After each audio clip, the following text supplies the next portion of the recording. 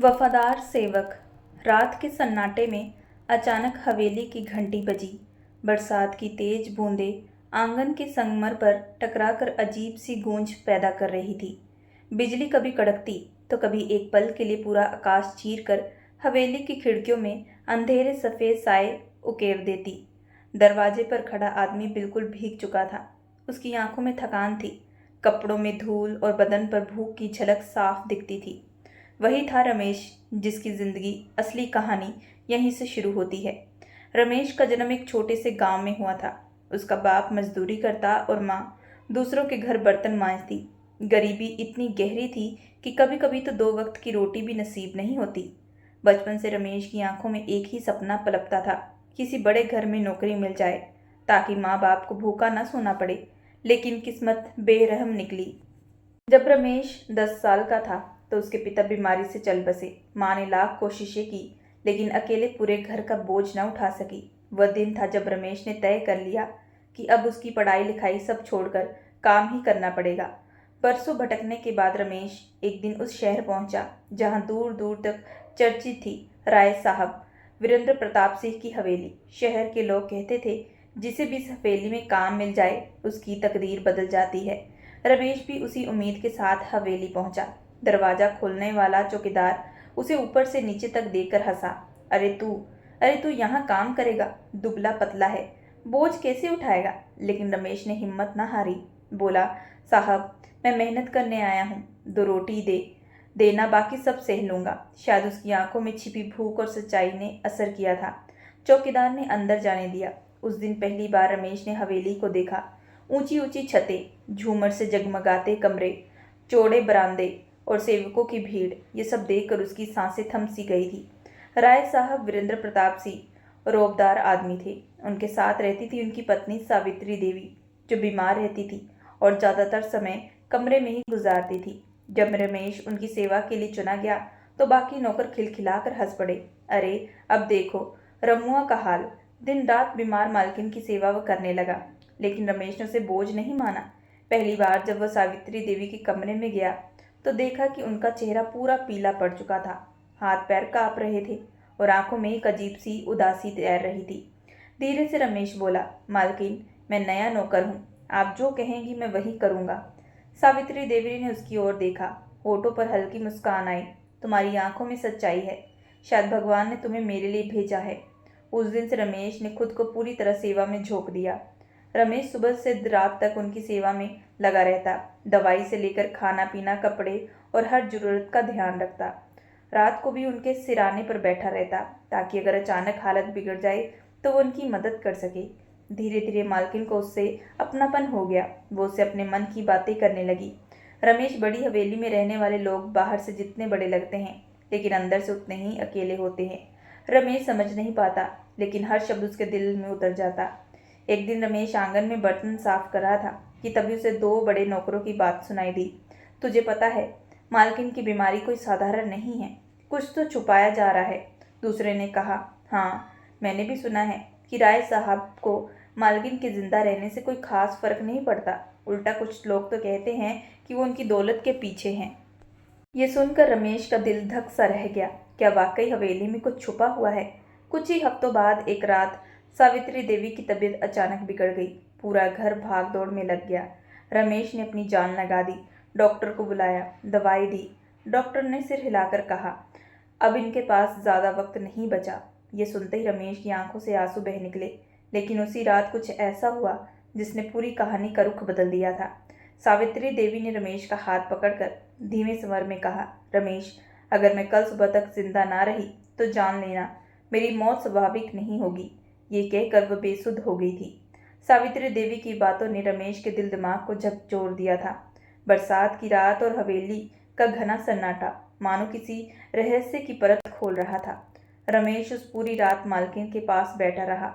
उनके हाथ ठंडे पड़ चुके थे, सांसें धीमे थी, लेकिन चेहरे पर अजीब सा डर और बेचैनी साफ दिखाई दे रही थी। सुबह सूरज की पहली किरण हवेली की खिड़कों से झांकी थी कि नौकरों ने हड़कंप मचा दिया कि सावित्री देवी की सांसें थम चुकी थी। राय साहब वीरेंद्र प्रताप सिंह ने पूरे रोब से ऐलान किया कि मालकिन का देहांत बीमारी की वजह से हुआ है। उनका अंतिम संस्कार तुरंत किया जाए।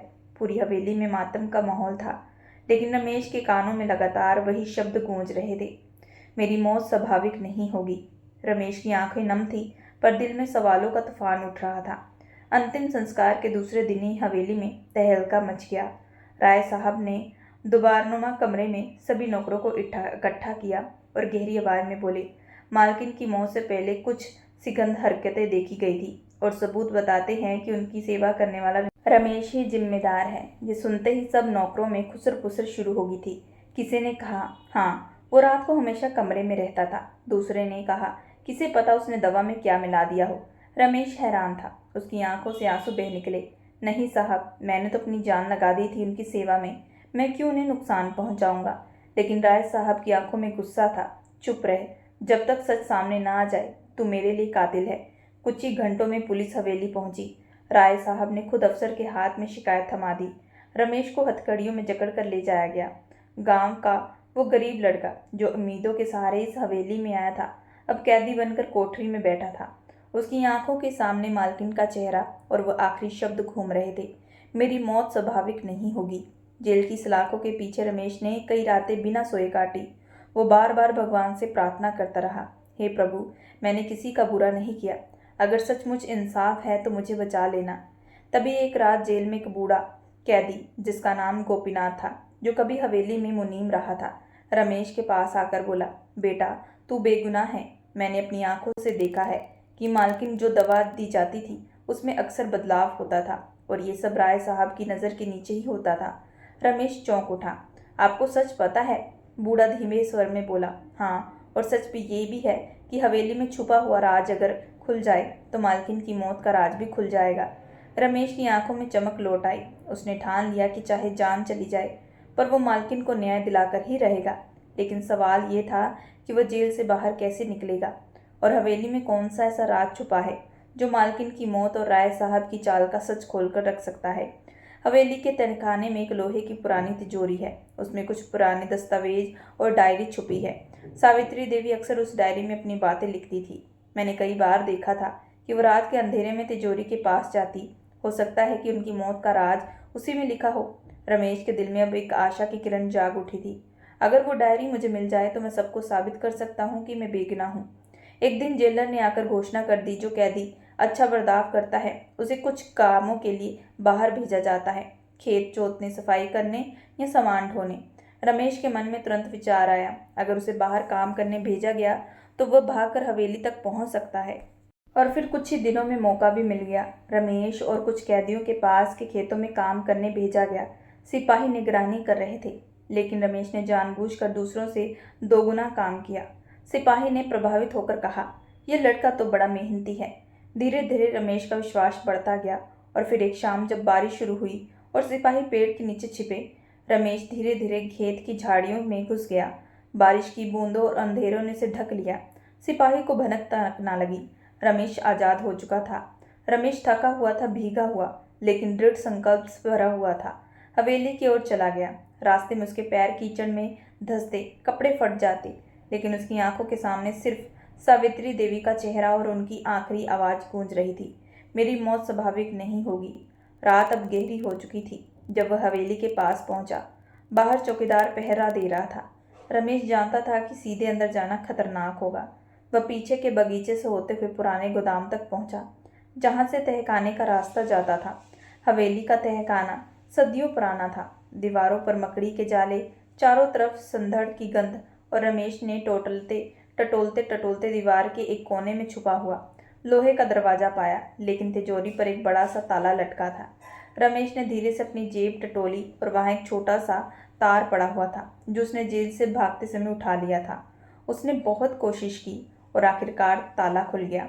अंदर एक मोटी सी डायरी रखी थी, जिसके पहले पीले पड़ चुके थे। रमेश ने कांपते हाथों से डायरी खोली। डायरी के पहले ही पन्ने पर लिखा था, अगर ये पन्ने कोई पढ़ रहा है तो समझ लो कि मेरी मौत का सच तुम्हारे सामने है। रमेश की आंखों से आंसू बह निकले। वह पन्ना पलटता गया।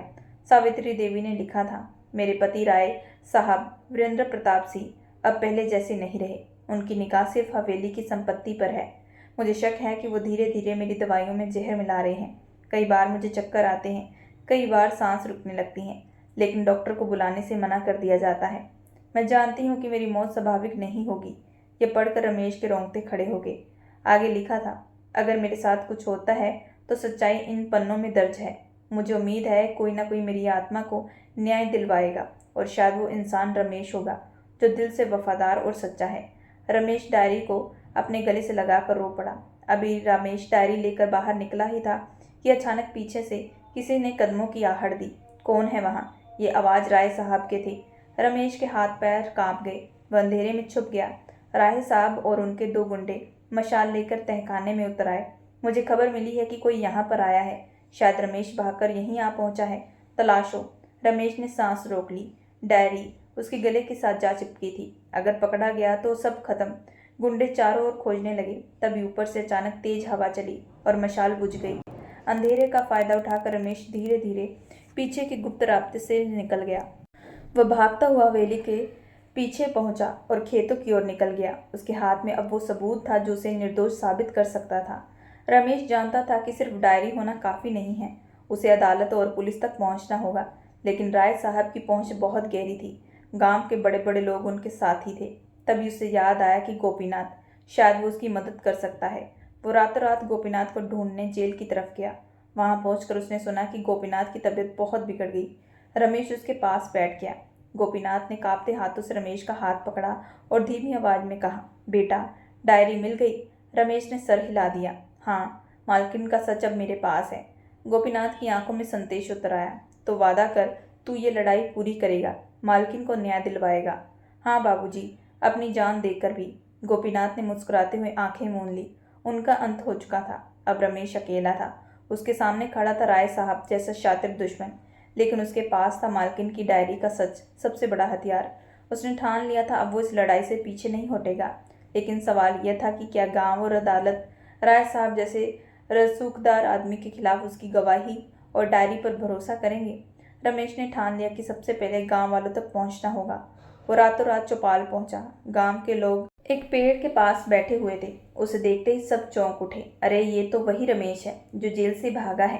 कहीं मालकिन का मौत का असली गुनहगार यही तो नहीं? रमेश के दिल पर घाव सा लगा। उसने कांपते हुए हाथ में डायरी उठाई और बोला, नहीं, मैं गुनहगार नहीं हूँ। गुनहगार वो है जो हवेली का मालिक है, राय साहब। गांव वाले सन्न रह गए। राय साहब का नाम लेना भी किसी के बस की बात नहीं थी। रमेश ने डायरी के कुछ पन्ने पढ़कर सुनाए। सावित्री देवी के शब्दों ने माहौल बदल दिया। मेरी मौत स्वाभाविक नहीं होगी। अगर कुछ होता है तो रमेश निर्दोष है। लोगों की आंखें भर आई। कई औरतों ने आंचल से आंसू पोंछे, पर तभी राय साहब के गुंडे चौपाल घुसाए। झूठ बोलता है ये। राय साहब ने गांव के लिए स्कूल बनवाया, तालाब खुदवाए, और तू उन पर इल्जाम लगा रहा है। इसे पकड़ लो। लोग डरकर चुप हो गए। रमेश भागकर अंधेरे में गायब हो गया। उसे समझ में आ गया कि केवल गांव की सहानुभूति से काम नहीं चलेगा। अब उसे कानून का दरवाजा खटखटाना होगा। रमेश शहर पहुंचा। पुलिस थाने में डायरी पेश की, लेकिन इंस्पेक्टर पहले से ही राहब साहब की जेब में था। उसने डायरी पढ़ने के बाद हंसकर कहा, ये सब मनगढ़ंत बातें हैं। मरी हुई औरत की लिखी हुई बातों का कोई सबूत नहीं होता। रमेश गिड़गिड़ाया, साहब, इसमें मालकिन ने साफ लिखा है कि जहर मिलाया गया है। इंस्पेक्टर ने डायरी मेज पर पटक दी। और निकल जा यहाँ से, वरना फिर से तुझे जेल भेज दूंगा। रमेश टूटा हुआ बाहर आया, लेकिन उसी समय एक अधेड़ उम्र का वकील सत्यव्रत मिश्रा उससे मिला। उसने कहा कि बेटा, मैंने सब सुन लिया है। अगर तेरे पास हिम्मत है तो मैं तेरी मदद करूंगा। सच की लड़ाई मुश्किल होती है, लेकिन जीतती भी चाहती है। रमेश की आंखों में उम्मीद की किरण चमक उठी। मुकदमा शुरू हुआ। अदालत में राय साहब की तरफ से नामी वकील थे। उन्होंने दलीलें दी कि रमेश एक मामूली नौकर है जिसके पास राय साहब को फंसाने के अलावा और कोई रास्ता नहीं। सत्यव्रत मिश्रा ने वह डायरी अदालत में पेश की, लेकिन जज ने कहा डायरी केवल एक परिस्थिति सबूत है, ठोस प्रमाण चाहिए। रमेश का दिल बैठ गया। उसी रात वह चुपचाप फिर हवेली पहुंचा। इस बार उसके मन में एक ही इरादा था, कुछ न कुछ और सबूत यहाँ जरूर मिलेगा। तहखाने के भीतर उसने खोज की। वहां पुराने संदूकों में से एक शीशी मिली जिसमें आधी बची हुई सफ़ेद जहरुना पाउडर था। साथ ही डॉक्टर के नाम से लिखी नकली पर्ची भी मिली जिस पर राय साहब के हस्ताक्षर थे। यह सबूत सोने पर सुहागा था। पर तभी हवेली के भीतर से कराने की आवाज़ आई। रमेश ने दीवार के पीछे झांका। एक लड़की जंजीरों से बांधी अंधेरे कमरे में पड़ी। उसकी उम्र 18 से 19 से ज़्यादा नहीं थी। चेहरा बिल्कुल सावित्री देवी जैसा लग रहा था। रमेश दंग दे रह गया। ये कौन है? लड़की ने टूटी हुई आवाज़ में कहा। मैं रेखा हूँ, सावित्री देवी की नाजायज़ औलाद, जिसे राय साहब ने हमेशा छुपा कर रखा। रमेश के पैरों तले जमीन खिसक गई। अब उसे समझ में आया कि हवेली की दीवारों में सिर्फ मालकिन की मौत नहीं, बल्कि और भी गहरे राज दबे हुए हैं। अगले दिन अदालत में रमेश और उस वकील ने नए सबूत पेश किए।